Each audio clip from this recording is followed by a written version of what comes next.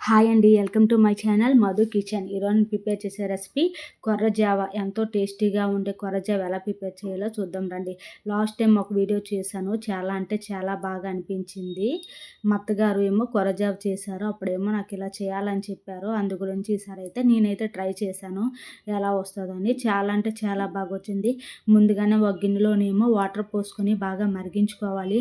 ఆ బాగా మరిగిన దానిలోనేమో కొంచెం కొబ్బరికాయ ముక్కలు ఉంటాయి కదా, పలచనగా కట్ చేసుకొని కొబ్బరి ముక్కలు వేసుకొని ఉడికించుకోవాలి. దానిలోని కొర్రలు ఉంటాయి కదండి, ఆ కొర్రలు కూడా వేసుకోవాలి. కొర్ర బియ్యంని వేసుకొని బాగా కలుపుకోవాలి. బాగా కలుపుకొని మూత పెట్టి ఉంచేస్తే అది బాగా మన అన్నం ఎలా ఉడుకుతుందో అలా కొర్ర జావ అన్నం అలా ఉడికిపోతుంది. అలా ఉడికిపోయేటప్పుడు దానిలో ఏమో బెల్లం, కొంచెం 1 స్పూన్ ఉప్పు వేసుకొని, మనకు రుచికి తగ్గట్టు ఉప్పు వేసుకొని, బెల్లం టేస్ట్ తగ్గట్టు వేసుకొని బాగా కలుపుకోవాలి. బెల్లం కరిగినంత వరకు కలుపుకున్న తర్వాత యాలకులు, కొంచెం నెయ్యి వేసుకోవాలండి. చాలా అంటే చాలా టేస్టీగా ఉందండి ఈ కొర్ర జావ.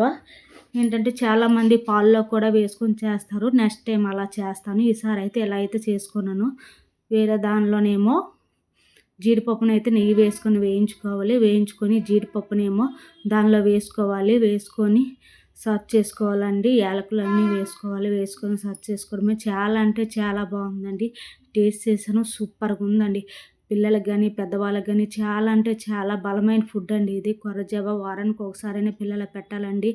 పూర్వంలోనైతే ఇదే కొర్ర జావని అన్నంలా వండుకొని తినేవారు, కొర్ర అన్నము. అందుకే చాలా బలమైన ఫుడ్ అండి, హెల్తీ ఫుడ్.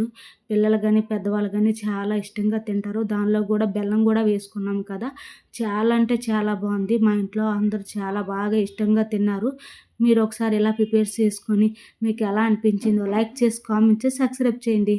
మేమైతే చాలా ఇష్టంగా తిన్నాము, మా ఇంట్లో వాళ్ళందరూ చాలా బాగుందన్నారు.